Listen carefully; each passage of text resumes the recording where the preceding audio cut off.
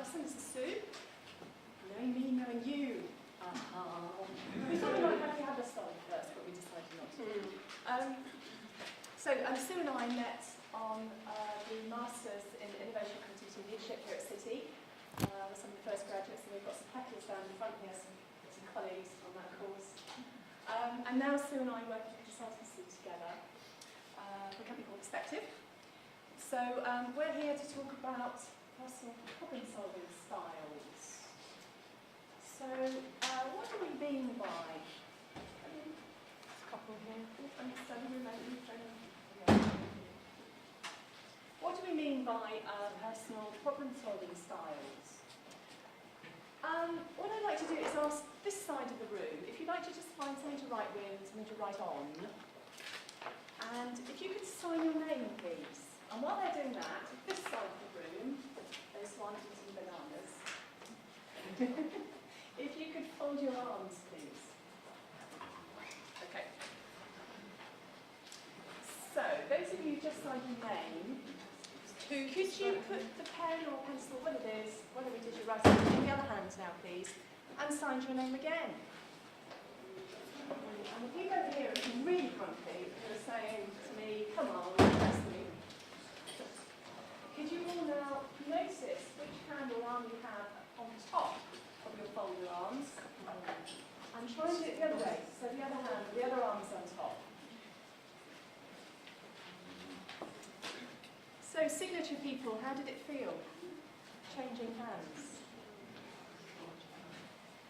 What's your signature like with your other hand, the hand that you would normally not write with? Anybody? As bad as it should be. Okay. Anybody else? Terrible. Okay. What about our arm folders? How did it feel? To swap arms. Wrong. Unnatural. Wrong. Yeah? Uncomfortable. Uncomfortable.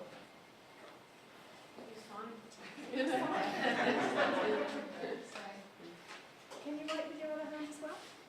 No, but I can do a lot of other tasks like mouse and various other things with my hand. It's like Quick demonstration there about what personal problem-solving styles are all about, really. You have a preference. You can alter your preference with a bit of practice. If it feels uncomfortable, it doesn't feel quite right. So that's what we're going to demonstrate today through a bit of reflection, a bit of storytelling. So Sue's going to take us back now to 2010 when we first met. How do I move it on? Okay, great. Okay, so 2010, first day of the Masters in Innovation, Creativity and Leadership. First day, first cohort. City it's a brand new course. We were given a task to do as a group of people, and two of the guys at the front were here that day. Basically, what I thought we'd been told to do was an assignment, and I was told in advance I was leading my little group of this assignment, and we were told to walk through a postcode between the university and the city and go and find examples of innovation, creativity and leadership, and define that however we wanted to do it. Now, just to put a bit of context, at the time I was a senior director at the highest level you could get to in the university, was working here. I had two stepchildren who were quite problematic as young girls. I was looking after my mother who had woken up one morning at the age of 75 years old, completely blind in both eyes, not very nice. I had about 10 appointments in my diary every day, and I was almost leaving and getting home in darkness. So I thought, this is bloody great fun. They've given me the afternoon off. All I've got to do is wander around here, find really interesting things, and take these nice new people I've just met with me. So these are some of the things we found very quickly. That's a doorway, and if you can see there's somebody just coming out of that door. We thought that was fantastic. There was a lovely painting on an old wall down near Farringdon Station, and some fish in a restaurant. There were goats. There was this marvellous doorway, which if you took the picture one way here, didn't say anything, but if you turned sideways, actually told you who you were dealing with. There was this wonderful thing on the floor outside a creative ad agency that saying, client with, client who killed ideas, I think. Yeah, it's fantastic, and I just thought this was brilliant, so off I went with everybody. I still remember to this day, a gravestone with a very interesting story and a bunch of dead flowers. And for the rest of the day, I thought, who threw their flowers down there and why? And I even looked up this gravestone. And the last thing we came across was a door that led to absolutely nowhere in a church. Just, you might know this church actually. It's quite well known. So, the brief as I read it, experience an area around city, use the walk to get insights into innovation, creativity and leadership, and a little detail, report back to colleagues on your experiences. Told I was the leader. As far as I was concerned, I'd been given no rules. I was off exploring for the afternoon, and I didn't concern myself with any more detail. So do you want to know how I felt? I don't know what Do you want my experience. My experience of this was hurtling off down the road at breakneck speed, following Sue, this tall blonde-haired lady who kept saying, I'm a leader, I'm a leader. So if I could draw it, she'd be holding this flag and we'd all be running behind her, trying to catch up. And I'm trying to get to know these people in my group who I've never met before. And Sue's going, come on, I know the area, come on, let's go over here, down here. And I'm going, well, we've got this brief, and we've got to be back by whatever time it is. And look, it says we've got to do this, this and this. So, two very different approaches to this brief, okay? And I distinctly remember one thing Alison did that day. She said, she made us sit down and have a cup of coffee and said, now we've got to look at what we've got to do and we've got to decide who's going to do it, how long it's going to take and what time we're going to be back by. And then I am looking at hassles. So that's us on the day. We've got this brief, Sue. So, having reflected on this recently, in preparation for this talk, as Sue said, we had very different views of this same brief. So Sue was acting how she normally would. Here's what, we had the same piece of paper, but here's what I read, and I found this piece of paper yesterday. Yeah. So Sue was off there for an explore, and I was looking at the timings and the brief, and Okay. So then we discovered something called review. So we fast forward into one of the modules that we did on the Michael, as we call it. Mm-hmm. Okay. Can we talk about that? Yep. So if you get a chance to do this course, it's absolutely brilliant.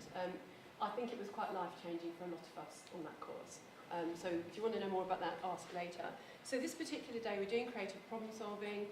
We're asked in advance to fill in an online psychometric. My background is psychology, my first master's was in organisational psychology, and I've filled in hundreds of these things and I quite like them. It's a bit like doing your horoscope and then talking about it to me. But it wasn't like Myers-Briggs where it was all deep and heavy and I didn't know if I was an ENTP or an IN, whatever it was. This was about style, which I rather fancied. And you fill it in at home, online, there's only 34 questions, and basically you're talking, you're giving information about yourself.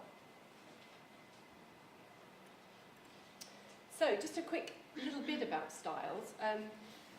The style you've got with your signing, your signature, your folding your arms is just a natural preference for doing something. It's not right and it's not wrong, it's just your style, the way you choose to do things. People tend to be very consistent with their styles over time, and the context of us for this is in the whole process of problem solving, so coming up with ideas, looking at ways of solving problems, how you process information and how you actually go about solving the problems. So it is only one influence, and I just want to make that point. Here's all the other things that might be going on. What's going on in your life, the climate you're working in, your ability, your skills, behaviour of other people around you, which we're going to come back to. So it's just very much one of the pieces of that. It has got implications, and I've been through all of these since. How you manage data, how you manage or lead your team, which again I'll come back to because I realised that it wasn't something I particularly liked doing. Your own self-belief, how you approach situations, there's got to be one somewhere.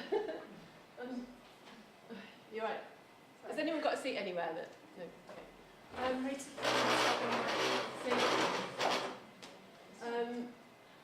How you care for others. Interestingly, bearing in mind the situation I was in at home, my style of caring and parenting and being a carer would be very different from somebody else based on my natural style. So, moving on quickly, what does View assess? It assesses three things, and today we're only going to look at one of those things. Oh, have I moved on? No, that's fine. Orientation to change. Actually, I have, Alison, because I need to... Do you want to take over from there? Yes. Okay, let's put the through up. This is the only one I'm focusing on today, but Alison's going to just talk you through the others. Okay. So yes, what does view assess? 3 very clear dimensions. First one is orientation to change. Okay. Second is manner of processing, and the third is ways of deciding. What do we mean by those? Orientation to change. How do you approach the context of change? How do you deal with structure, rules? If you think about what the 2 visuals are there, explorer at one end, who's outside of the box, and the developer at the other end, who's inside the box. And of course it's a continuum. So people are somewhere along that line. And in the middle, there is a moderate patch, okay? So if you're in the middle of that continuum, you could be very good at stepping slightly that way, to be more explorer, stepping slightly that way, to be more developer. You can flex. So that's the idea of the continuum. Manner of processing is all about how do you deal with the stuff that you deal with in your day job. So how do you deal with what's thrown at you, okay? It's a manner of processing data. And you can either be someone who prefers to think about it before sharing, or you're great at saying, look, I've got this, look, come on guys, let's get together, let's have a chat about it. And again, you could be slightly one or the other and be a moderate in the middle. With ways of deciding, when you've got that really big, important decision to make, what springs to mind first? Is it the impact of that decision on people and their feelings, so people, or is it the task in hand, got to do it, never mind what everybody else feels, let's get it done. Okay, so you've got a flavour there for 3 different dimensions. As Sue says, we're just going to concentrate on orientation to change. So let's just unpick that a little bit, orientation to change. What's your preference for responding to and managing structure? How do you respond to novelty and authority when dealing with change and problem solving? So we're in the space of creativity, innovation and change here. And this is where the view is specifically targeted, okay? So all the other psychometrics that you know about, this one hones in on context of change and problem solving, and personal style around that. What probably is more interesting, and what we'll come back to, actually, is that's me and Alison, and here's the rest of the group we were with that day. They're the 2 guys who were working with us. So how did I feel? When I discovered this. And actually, how did I feel when I discovered the whole cohort of the Michael students? I was the most extreme developer. Now, put yourselves in my shoes. I just signed up for an Innovation, Creativity and Leadership Masters. 2 years. And I'm told I'm a developer. Okay. All these lovely people over here, explorers and ideas people, and that is the typical reaction in the context of creativity. You have to be an explorer. But my lovely tutor said, no, it's not like that at all. We're all creative, but in a different way. It's our manner on these continuums. It's not a number, it's a way, okay? So we're all creative, we're all able to deal with problems. We do it every day. We just do it differently. And we may actually end up in the same place, but the journey of getting there for individuals is just different. Okay? So you discovered you were an extreme explorer and you felt quite strongly and deeply about that. When I discovered I was an extreme explorer, I didn't spend any time thinking about it at all. She was off on the next idea. I just thought that's how everybody saw the world, quite frankly.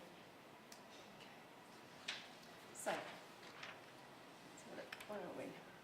Let's something you might want to take away with you. Learn something about ourselves, okay? Or something that irritates us in others. I'm sure we've all been there.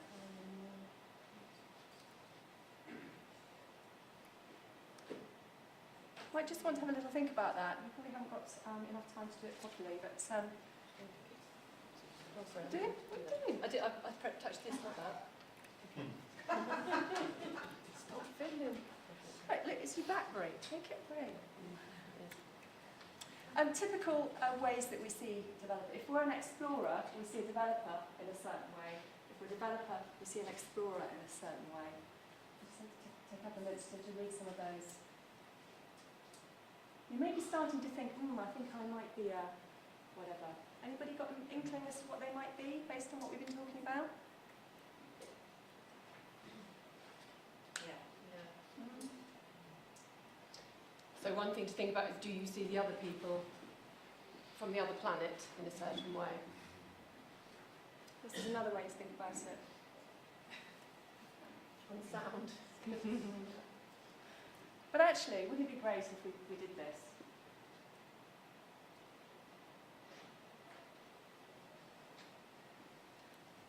And if this was the case?